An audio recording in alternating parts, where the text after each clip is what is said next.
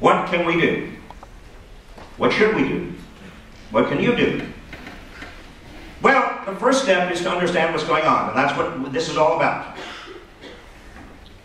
The second step is to understand what power we have and what power we don't have. Now, I'm speaking to you now as somebody who has spent almost half of his adult life in Washington, D.C. When I started, I was 6'2". It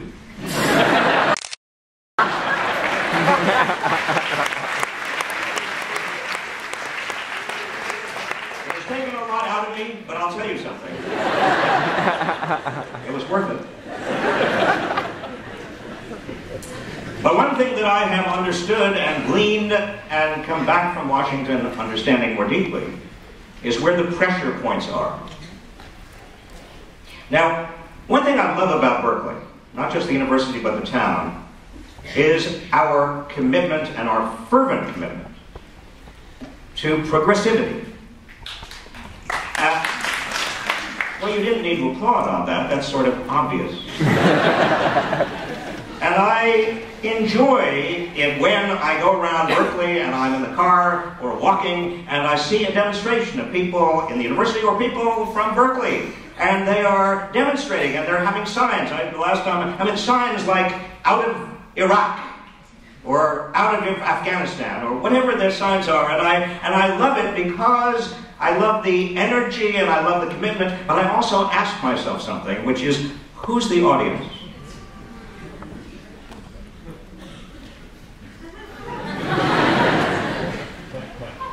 Honk if you think we should get out of Iraq. Everybody honks.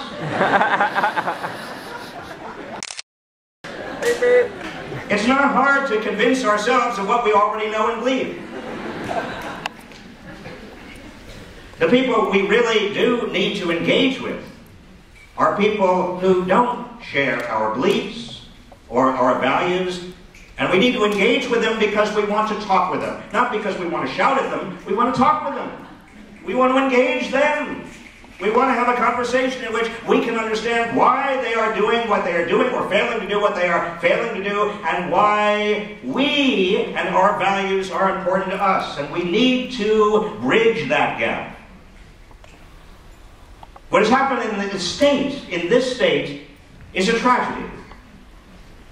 20 years ago in this state, about 17% of the state budget went to higher education.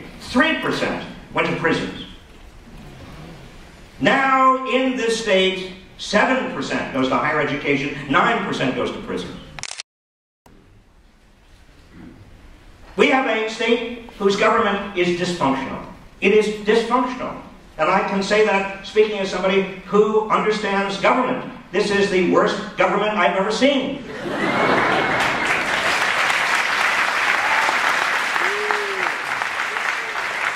Let me tell you something else about this. When I look at this government, I see a system that is dysfunctional.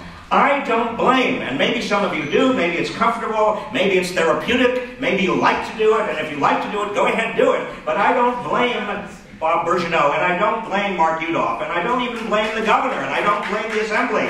I'll tell you who I blame. I blame the fact that so many of us for so many years have turned our back on the problem and not addressed the problem.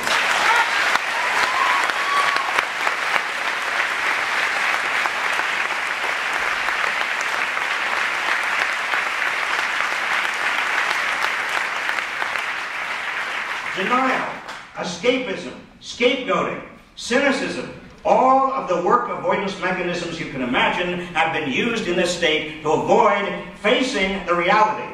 The reality is the government is dysfunctional. Why is it dysfunctional? Well, we all know why. Number one, because of this crazy 2/3 tax increase, 2/3 budget increase rule. Number two, because the state districts are arranged in such a way that they are either all Democratic or all Republican, which makes the legislature even more extreme. Number three, and we could go on and on and on, because Proposition 13, because we have an initiative process that completely imposes its own values and its own restrictions on the White House.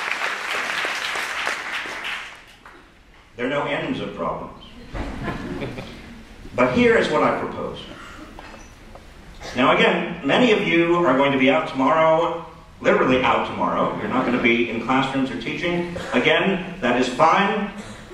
But to me, the real essence of solving the state's problem is, number one, figuring out a way we can talk to the people who disagree with us, and number two, getting involved in the problem-solving process. We have a gubernatorial race coming up next year. I ask as many of you as possible to get involved in politics, not just at the gubernatorial level, but at all levels. Number three, this university, you and the people on the faculty, we have so much talent in terms of problem solving. We have a law school, we have a public policy school, we have a journalism school, we have a fabulous, fabulous faculty that understands public problems. We have some of the greatest experts in the country, if not the world, on public budgeting and taxation. Why can't we, students and faculty, why can't we, in a political year like next year, why can't we get together and try to solve some of these problems?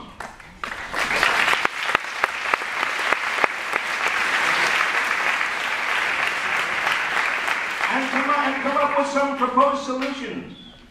Who elected the regents? Yeah.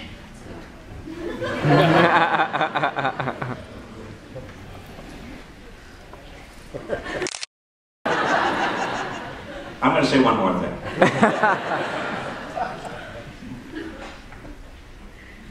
We live in a democracy, and a democracy requires a huge amount of work on the part of a lot of people.